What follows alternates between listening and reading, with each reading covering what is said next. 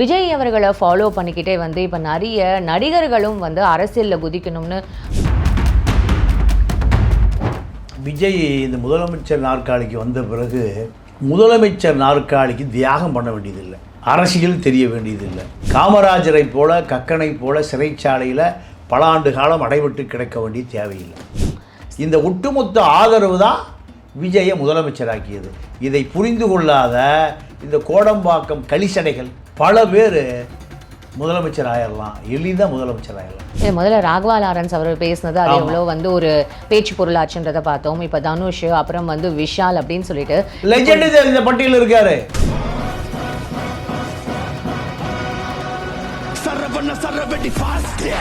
ஆண்டவன் அருள் எனக்கு இருக்கு, மக்களுடைய ஆதரவு எனக்கு இருக்கு, நானும் முதலமைச்சர் நாற்காலிக்கு ஆசைப்பட்டா என்ன தப்பு? இப்போ ஒரு விஜய் தனுஷ் வந்து பேசுறது ட்ரோல் மெட்டீரியலாக தான் சார் இருக்கு. அது எதுவும் சப்போர்ட் பண்ற மாதிரி எதுவுமே இல்லையே.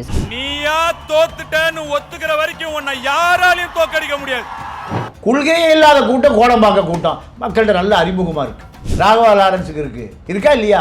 ரத்த கேட்டாரி, புள்ளி சூனியம் மந்திரம், பேய் பெசாசு அறிவு இருக்கா இல்லையா? குழந்தைங்க கூட பாக்குதா இல்லையா? ஒரு அரை மென்டல் போலீஸாய் பார்த்தது இல்லையே, இனிமே பாப்படா. ரத்தங்கைக்கு சாவ ரசிக்குதா இல்லையா? இந்த அறிமுகம் தானே. வேற இன்னொருத்தர் அந்த முடிகடியில் இருப்பார், அந்த பேரு யோகி பாபு. அவர்லாம் இல்லமா ஆச்சு, ஏன் வரக்கூடாதா?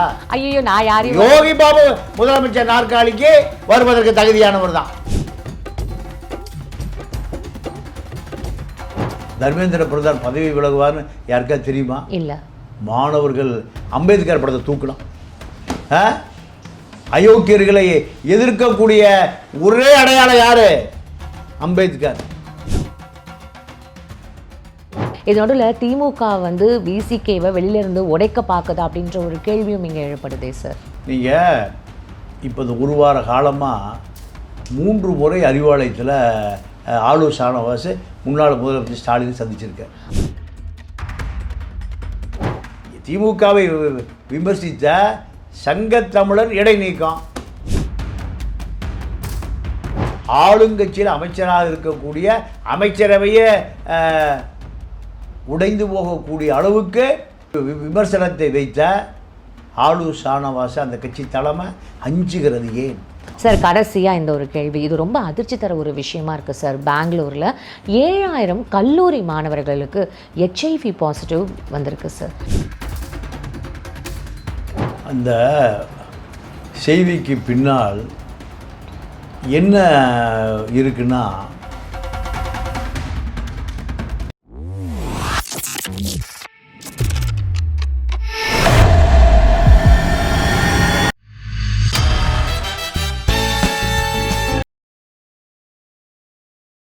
விஜய் அவர்களை ஃபாலோ பண்ணிக்கிட்டே வந்து இப்போ நிறைய நடிகர்களும் வந்து அரசியலில் குதிக்கணும்னு ரொம்ப தீவிரமாக களம் இறங்கிட்டாங்க அப்படின்ற மாதிரி பார்க்கப்படுது சார். அப்போது இதில் முதல்ல தனுஷ் அவர்களோட பிறந்த நாளுக்கு வந்திருக்கிற அந்த கூட்டத்தை நம்ம பார்த்துருப்போம்.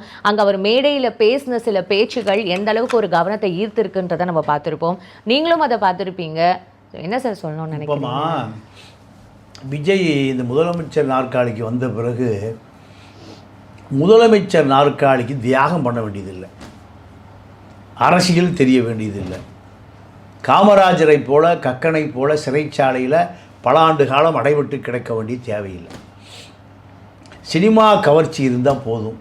ரெண்டாவது, திராவிட இயக்கங்களை எதிர்க்கக்கூடிய வலு வேணும். இதுதான் மெயின் விஷயம். திராவிட இயக்கங்களை எதிர்க்கக்கூடிய வலு வேணும். இந்த வலு இருந்தால் திராவிட இயக்கத்தை யாராவது ஒழிப்பானான்னு மக்கள் பார்த்துட்ருக்கான். திராவிட இயக்கம் ஒழிக்கப்பட்டால் அவர்களுக்கு மிகப்பெரிய ஆதரவு கிடைக்கும்.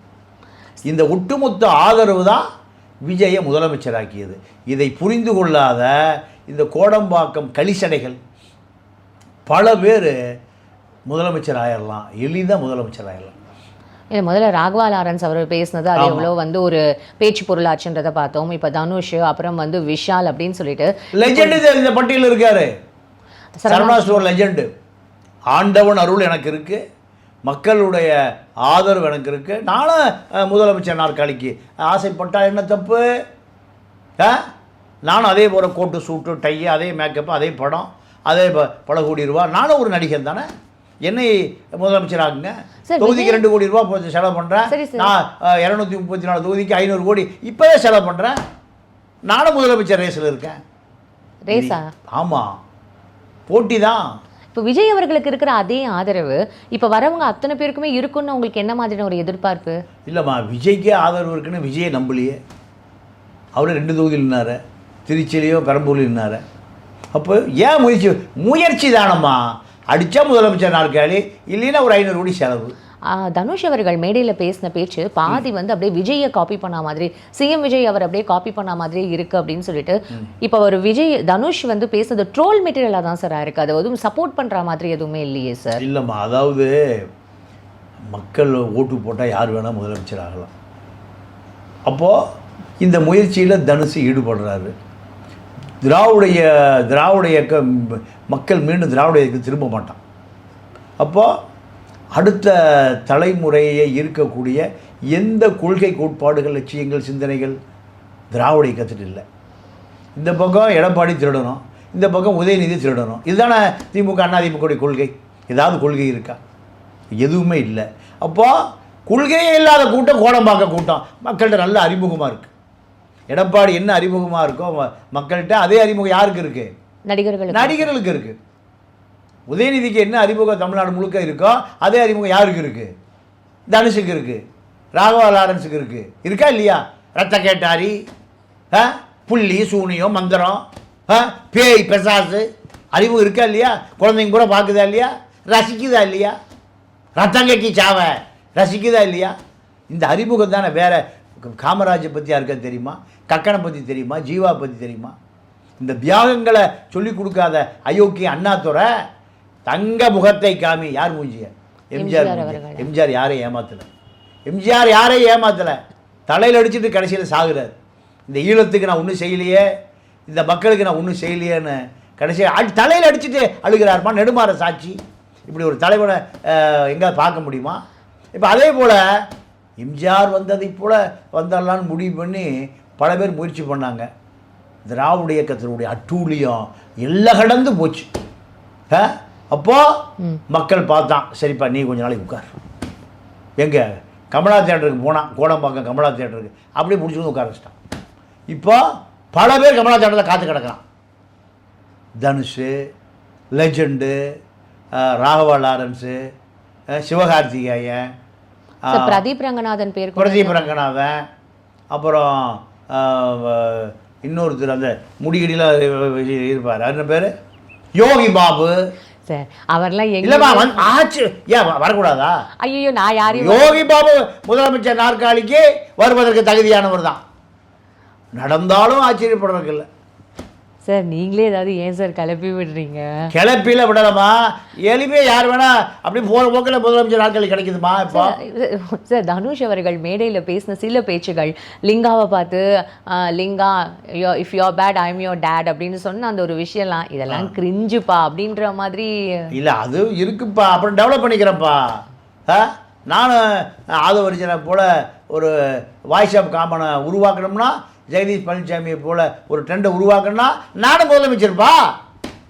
சார் டைரக்டர் சுப்பிரமணிய சிவா தான் இவருக்கு ஃபுல் ஆதரவு கொடுக்குற மாதிரியும், ஐசரி கணேஷ் அவர்கள் தலைமையில் தான் இந்த முழுசா இந்த ப்ரோக்ராம்ஸ் எல்லாமே நடந்த மாதிரியும் சொல்லப்படுது. எல்லாம் நடக்குமா? ஏன்னா இது ஒரு இண்டஸ்ட்ரியல் ஆகிப்போச்சு. எது? அரசியல். தியாகம் செய்கிறவன், ஜெயிலுக்கு போகிறவன், அடிபட்டு சாகிறவன், அதெல்லாம் போச்சு. இப்போ ஒரு 5000 கோடி ரூபா இறக்கி செலவு பண்ணி பார்ப்போம். லெஜெண்டே 500 கோடி ரெடியாக இருக்காரா? Legend sir. ஆனால் இவர் தனுஷ் சொல்கிறது என்னன்னா, இத்தனை வருஷம் நானும் நலத்திட்ட உதவிகள் எல்லாமே செஞ்சுட்டு தானே இருக்கேன், இப்போ ஆச்சரியமாக பார்க்கறதுக்கு என்ன இருக்குன்ற மாதிரி கேட்குறாரு சார். ஆமாம், எல்லா நலத்திட்ட உதவி தான். மக்கள் அரசாங்கம்லாம் இல்லை, இவர் தான். எல்லாரும் மேடையில் அவர் காலில் விழுறது, இவர் ஆட்டோ கொடுக்கறது, டெய்லரிங் மிஷின் கொடுக்கறது அப்படின்றது, ரத்த தானம் இது வரைக்கும் இதுதான் ஒரு மிக சிறந்த தானம், அதெல்லாம் தொடர்ந்து எங்க பசங்க கொடுத்துட்டு இருக்காங்க அப்படின்ற மாதிரியான இந்த விஷயங்கள்லாம் பேசுனதெல்லாம். ஆமாம், தமிழ்நாட்டு அரசியலை பொறுத்த வரைக்கும் நடிகர்னா ஒரு ஜவுளி கடை திறக்கிறதுக்கு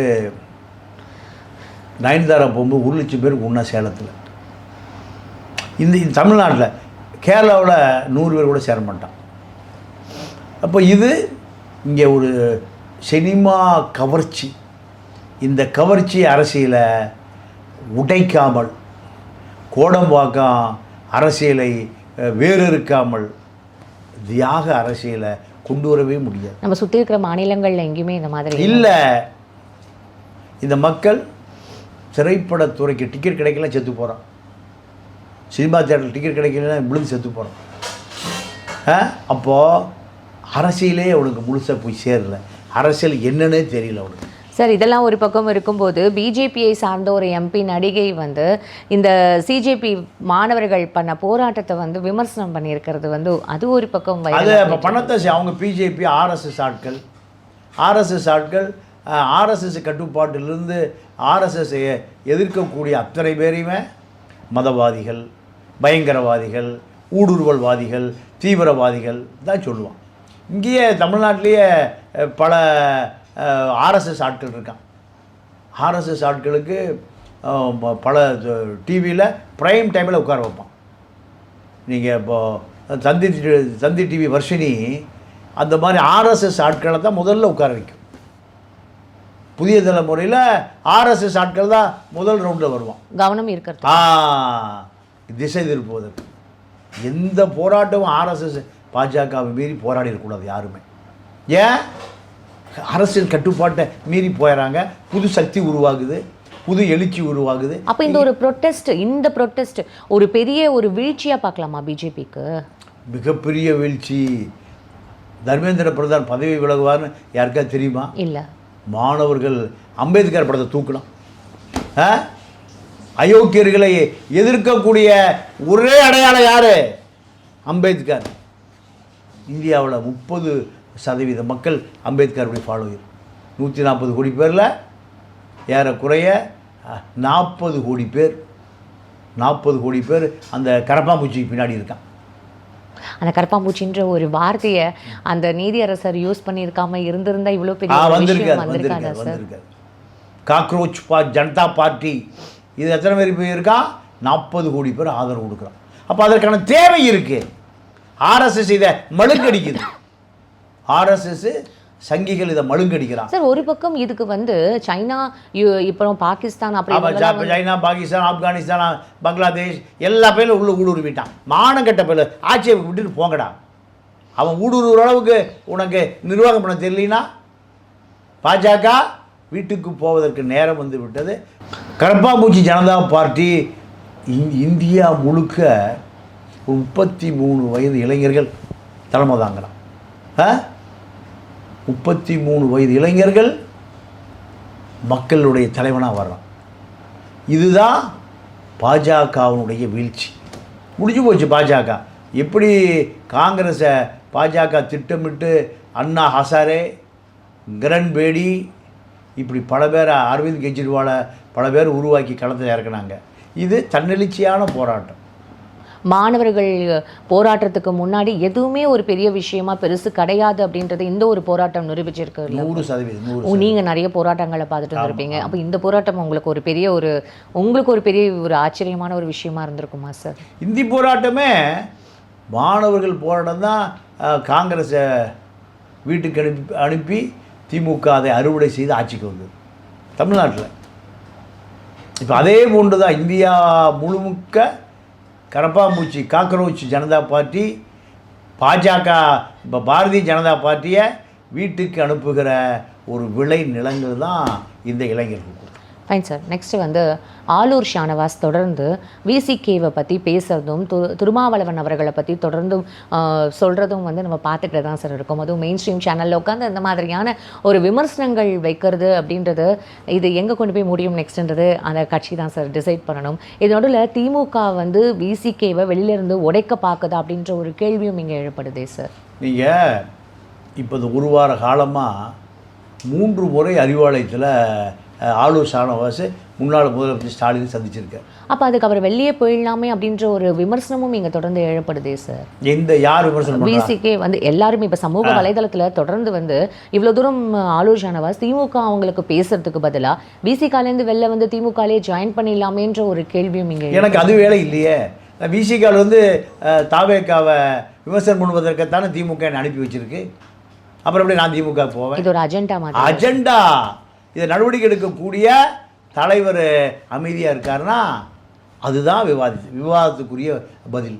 ஸோ இதுதான் விவாதம். இது விவாதத்துக்குரிய பதில் அல்ல. ஏன் அவர் அமைதியாக இருக்காரு? அதுதான்.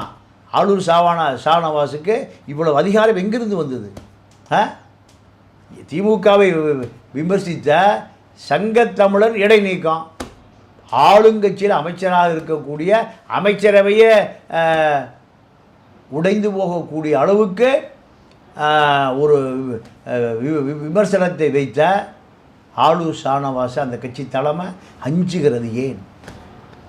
இன்னும் திமுகவில் இருக்காங்களா இல்லை தாவேக்கால இருக்காங்களான்ற ஒரு நிலைப்பாடே அவங்க எடுக்கலையா சார்? இல்லைம்மா, அவர் விசிகாருடைய அமைப்பு செயலாளர் யார்?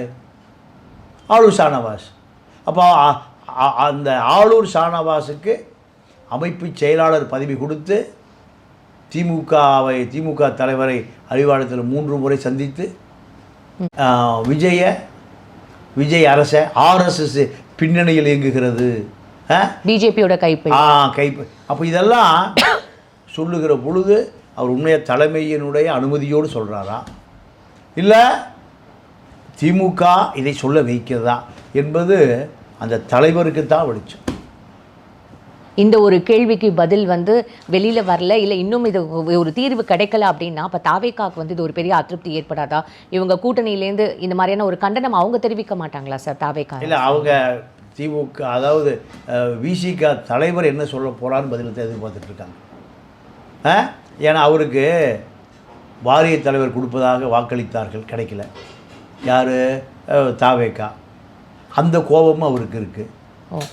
திமுக அஜெண்டாவும் அவர்கிட்ட இருக்குது. இப்படி இரட்டை அஜெண்டாக்களோடு விசிகாவில் தொடருகிற ஆளூர் ஷானவாஸை அந்த தலைவர் எப்படி கையாள்கிறார் என்பதை தாவேக்கா பார்த்துட்ருக்கு.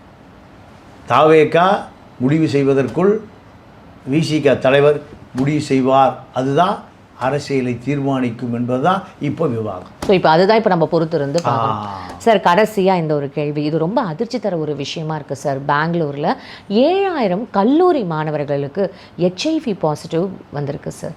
இது அங்கே பார்த்து அங்கே மொத்த ஒரு கர்நாடகாவை இப்போ ஸ்தம்பிச்சு போயிருக்கு. இதனால் அங்கே இருக்கிற அத்தனை கல்லூரிகள்லையும் ஒரு விழிப்புணர்வு ஏற்படுத்தணும்னு சொல்லியிருக்காங்க. எல்லாருக்குமே மருத்துவ பரிசோதனை பண்ணணும்னு சொல்லியிருக்காங்க.